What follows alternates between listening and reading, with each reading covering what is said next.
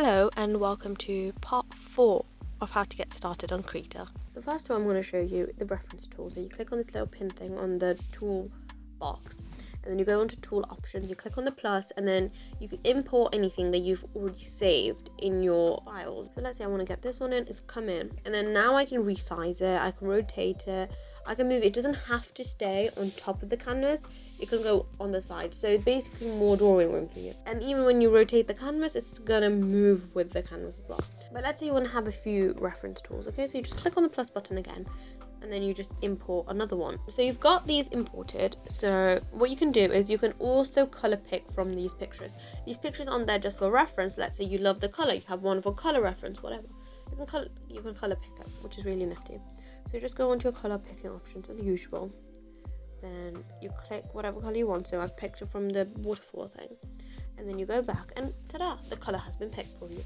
So let's say you want to get rid of everything. You just go back onto tool options and you click the back bar all button and it will get rid of everything. But let's say you've got reference pictures but you don't want to save it, you just want to copy it.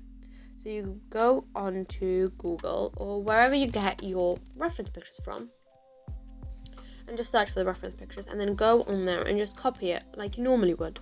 You go back into Krita, okay, and then you go onto edit and you click on paste as reference image. Okay, so you paste as reference image and then it will come up. It will be the same like before, it's just now it's pasted, it's not from your document, so that's great. One more thing I wanted to make sure that you guys knew is when you're creating a document, if you're printing it or you're drawing, it's just going to be for digital viewing, it's going to be different. So if you want to print it, you have to click on CMYK. But if it's just for digital viewing, go onto RGB because the colors are going to look slightly different if you paint on RGB and then print it in CMYK. Does that make sense? Whenever you have these documents, on the bottom it will tell you how much each layer is going to be, how much RAM it's going to take. So that is, you're going to have to figure out if your computer can handle the size that you've chosen. So just make sure your computer is going to be able to function when you're painting and it's not going to crash halfway through.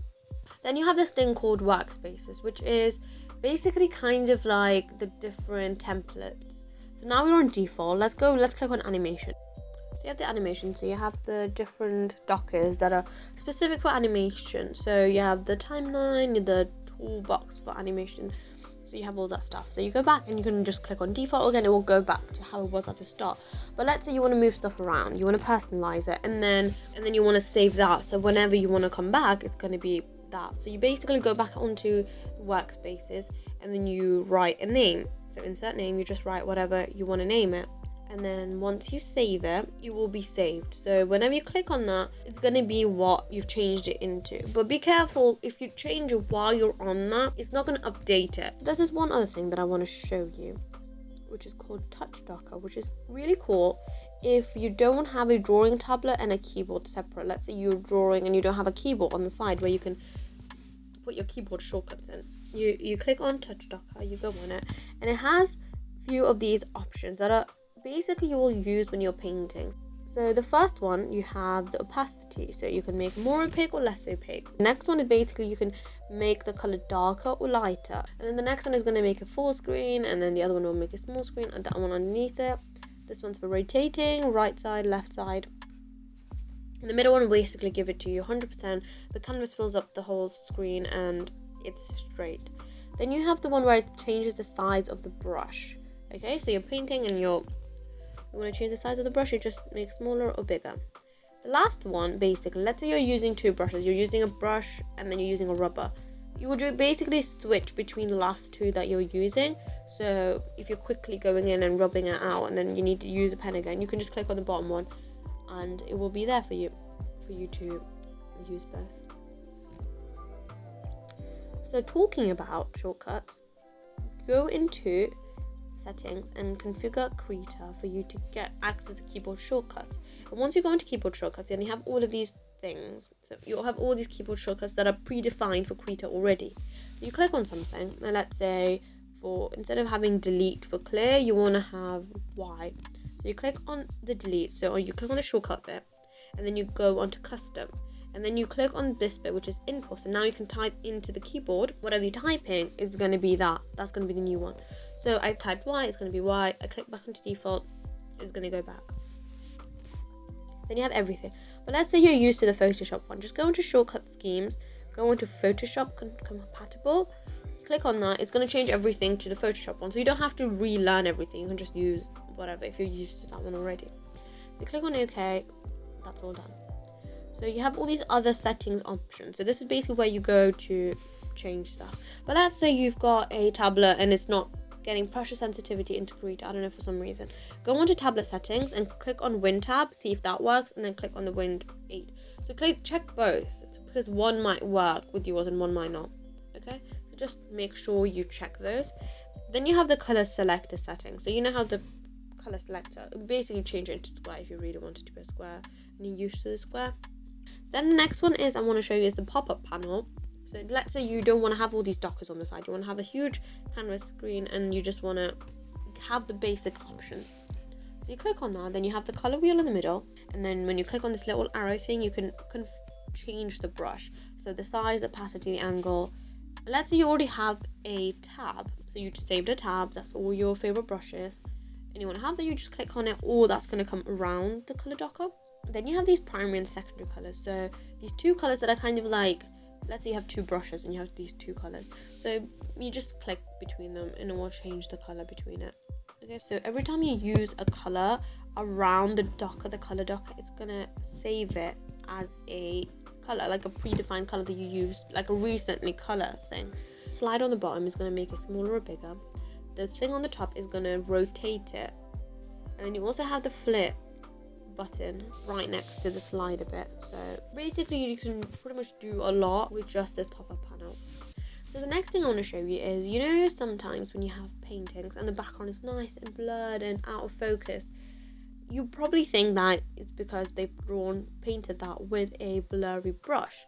But most often, I'm not speaking here for everybody, but I'm pretty sure most often they're going to draw with a sharp brush or pen or whatever tool, and then they go and apply a filter on top.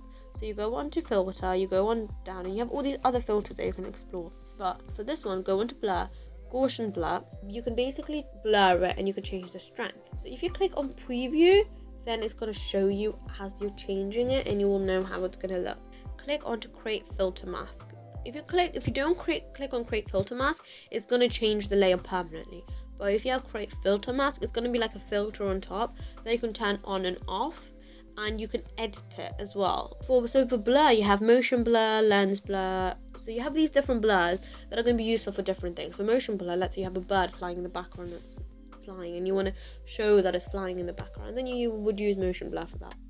So now what I want to show you is how you can be selective. You can edit layer like the filter layer. So basically, you know how you can see when you click on it, the color wheel changes to black and white. So if you go onto black and then you have a brush and you paint over it, on those places that you've painted, filter is going to go away. If you paint it with a white color, it's going to come back. So let's say you have one specific place that you want to keep it sharp, then you can use that. That's really useful for that. You want to create a new brush tip. So all the brush tips that they have, they're not what you want. You want to create a new one. Draw your brush tip, and then once you've drawn it, you get the square selection or whatever selection, but you just basically want to select that. So you select what you want as your brush tip. So basically click on the brush that you like, so how it's functioning and stuff, but you just want to change the brush tip. So you click on that one. So you basically click on it, and you also have to make sure that your background layer is switched off, so everything's transparent. Then you go onto your brush, then you go onto plus stamp. And once you do it, whatever you select will come up. Then you name your stamp, whatever, so whatever brush tip that you have. And then once you go back, so you get rid of a selection, and then you can draw now, and then your brush tip is going to be changed to whatever you've drawn, whatever you've customized it into. So let's say you have that. Now I'm going to create a new brush. So you click save new brush preset. Before you do that, you can go and change your opacity, how it's going to behave at different times. But basically click on to save new brush preset, and then load scratch pad thumbnail, and then whatever you've drawn in the previous one is going to come up. So rename your brush into leaves, whatever. So rename your brush, and then now you have a new brush that's you've customized with a new brush tip that you've customized as well. So the next thing I'm going to show you is you need to add text to your drawing. And you don't want to draw it, you don't want to write it out, you just want to get a clean, nice text. So you click on T, and then you draw a window is going to pop up. So you can write whatever you want it to be, and then you can change the size, and you can change the color for it. So you can see there's a little color picker on the side, so you can pick a color from the image if you already have one. Then you can also change your font. So you click on close, and then you're trying to make it bigger. It's not going to get bigger than what it is, but what you need to do is you go back onto transform tool, so you click on that, and now suddenly you can make it bigger than the size that it was. Okay, and because it's a vector layer, it's gonna keep its sharpness even if you make it super duper big. So yeah, that's it for this video. If you want me to go over any more tools in depth or anything, just let me know, so I'll make another video for it. But I think that's about all the tools you will need if you want to get started on Krita. And thank you for watching. I hope you have a great day. Goodbye.